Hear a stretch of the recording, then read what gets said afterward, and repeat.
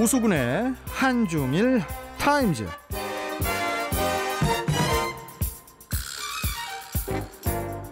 자, 급박하게 변해가는 한중일 동북아 정세를 아주 이해하기 쉽게 풀어주는 분이죠. 오수근 콘코디아 국제대학교 대외교류 부총장 연결해서 관련 소식 들어보겠습니다. 자, 오수근 부총장님, 안녕하십니까? 네, 안녕하십니까. 오수근입니다. 네, 어떻게 한 주일 안전하게 잘 보내셨어요? 네, 덥지만 덕분에 잘 지내고 있습니다. 예. 일단 그 양재추 중국 공산당 외교 담당 정치국원이 지난 22일 1박 2일 방한을 마치고 돌아갔어요. 뭐 양재추 정치국원 방문에 대해서 뭐 여러 그 이야기들이 많은데 그중 대표적인 것이 중국은 왜 양재추 중국 공산당 그 외교 담당 정치국원을 한국에 보냈을까? 이게 또 궁금하거든요. 이 부총장께서는 어떻게 보십니까?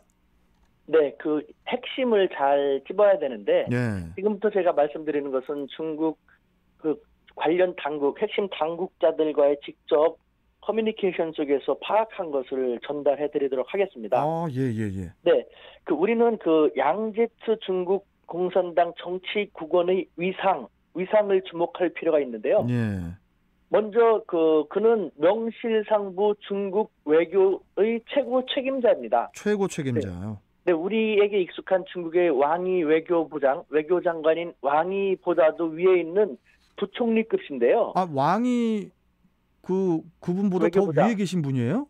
그렇습니다. 우리는 외교부 장관이 가장 높지만 네. 그 위에 있는 우리식으로 말하면 청와대 외교안보 실장. 아, 그래요? 그러니까 가장 핵심적인 사람인 것이죠. 그런 분인데 그런 분을 한국에 파견 보냈다라는 것은 그만큼 한국을 중시한다는 시그널과 메시지를 보내는 것이고요.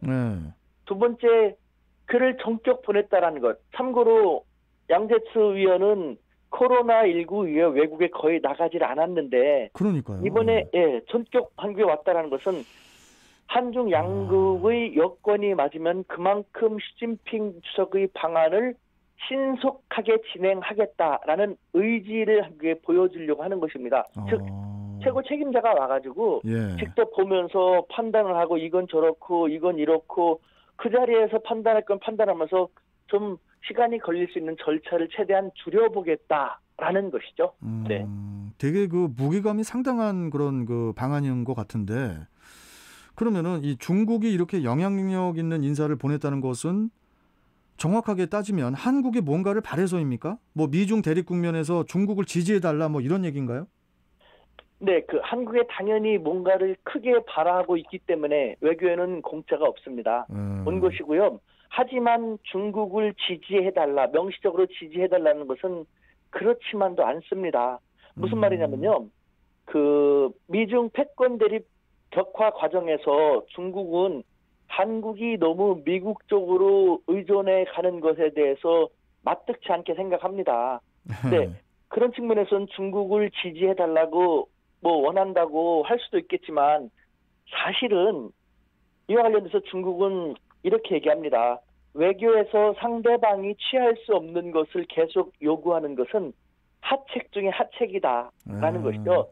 즉 중국은 미국에 대한 한국의 쉽지 않은 입장을 잘 안다. 그렇겠죠. 또 한미동맹이 있어서 한미동맹의 틀 안에서 한국이 미국에 대해서 정말 여러 가지 어려운 입장에 있는 것도 잘 안다. 그런데 이와 같은 상태 속에서 한국에게 중국을 지지해달라고 해도 한국이 그렇게 할 수 없을 것임을 잘 안다. 그런데 계속 요구한다 하면은 결국 한중 관계는 더 나빠질 것이고 이는 미국에게만 좋은 일을 시키는 격인데 중국이 그럴 일을 할 리가 없지 않냐. 결국 중국은 한국에 바라는 것은 미국에만 너무 쏠리지 않기를 바라는 것. 미국에만 너무 쏠리지 않는 것. 그것을 바랄 뿐이다라는 것이고 이번에 방한한 가장 중요한 목적은 이제는 한국이 너무 미국 쪽으로 쏠리지는 않을 것 같다라는 것을 확인하는 것입니다. 다시 말해서요. 정우영 전 국가안보실장 당시에 정우영 실장은 친미 인사가 아니라 숙미 인사였다. 그래서 한국은 오로지 미국만 바라보고 있었는데 우리 중국이 어떻게 한국과의 관계를 좋게 하려고 할 수 있겠는가라는 불만이 있었습니다. 예. 하지만 얼마 전에 대통령께서 그 외교 안보 라인의 주요한 인사들을 조치했지 않습니까? 지금 이제 서훈 안보실장인가요? 네, 그렇습니다. 그리고 이인영 통일부 장관도 흔히 말하는 자주파라고 불리지 않습니까? 네. 이와 같은 모습을 보면서 이제는 한국의 외교가 미국, 일본도만은 아닐 것 같다라는 걸 판단하고 이후에 한국이 한미 워킹그룹도 들여다보겠다. 그다음에 남북 관계에 있어서도 독자적인 움직임을 보이는 것을 보면서 한국이 정말 바뀌려는 것 같다. 그걸 확인하고 만약에 그렇다면 이제 중국은 한중 관계 개선에 적극 나서고 남북 관계 개선에도 중국이 적극 협력해야겠다라는 그런 모습을 보이기 위해서 온 것이죠. 일단은 뭐 안보 라인도 좀 교체가 되고 그랬다고 해서 뭐 큰 기대까지 할지는 잘 모르겠지만은 일각에서는 또 이번 그 방안이 별로 이렇게 성과가 없었던 것 같다. 이런 평도 있거든요. 우리 우 부총장께서는 어떻게 내다보십니까? 네, 이에 대해서도 먼저 중국의 당국자는요, 그냥 덤덤하게 말합니다. 한국의 언론 매체 중에는 항상 중국을 헐뜯고 폄하하기만 하는 곳이 적지 않다는가라고 말입니다. 그러면서 어떤 언론은 중국은 단지 미중 패권 대립 국면에서 한국은 중국을 지지하라고 압박하러 왔고 또 문재인 대통령을 홀대하기 위해서 부산으로 갔다라는 황당한 이야기를 하는 것도 알고 있다면서 기가 막혀 하는데요. 예. 사실 이에 대해서 저는요, 말하자면은 남녀 간의 데이트의 기본도 모르는 처사가 아닌가라는 비유를 하고 싶습니다. 근데 다시 말해서 중국은 현재 미중 패권 대립 국면에서 한국에 구애를 하고 한국이 미국 쪽으로 더 가까이 가지 않도록 어떤 식으로든지 구애해야 하는 그런 입장입니다. 그런데 데이트할 때도 구애하는 입장에서 그렇죠. 여러 가지 선물을 보이면서 상대방의 눈치를 보이면서 잘 보이려고 하는 것이 기본이 아니겠습니까? 먼저 다가오잖아요. 네, 그럼에도 불구하고 오히려 압박하고 위협하면서 저렇게 이것이 구애의 자세에 있는가라는 생각이 드는 것이죠. 예. 즉 만약에 이번에 성과가 없었더라면은 중국이 왜 한국은 시진핑 주석이 우선적으로 방문할 나라이다라고 말을 했고 또 왜 서훈 안보실장을 조기 초청했겠습니까? 만약에 그럴 마음이 없었고 했더라면요. 또 공수표를 남발한다면은 한국 민심이 또다시 중국에 발끈하게 됨으로써 한중 관계는 더 안 좋게 되고 이것은 곧 미국만 좋은 일 시키는 격인데 중국이 왜 그런 일을 하겠는가라는 것이죠. 그러면서 한국의 언론 매체가 이런 식으로 하니까 한국인들은 계속해서 중국에 대해서 오해를 하고 편견을 쌓아가고 그래서 한중 관계를 아무리 좋게 해 나가려는 중국은 정말 쉽지 않다라는 안타까움을 토로하기도 했습니다. 중국 입장에서는 네. 그런데 또 중국 시진핑 주석의 연내 방안이 또 정확히 가능한지에 대해서는 또 여전히 또 의문으로도 남는데 우리가 중국에게 취해야 할 액션 그리고 중국이 우리에게 바라는 액션 이런 것들이 또 있는 거겠죠 지금?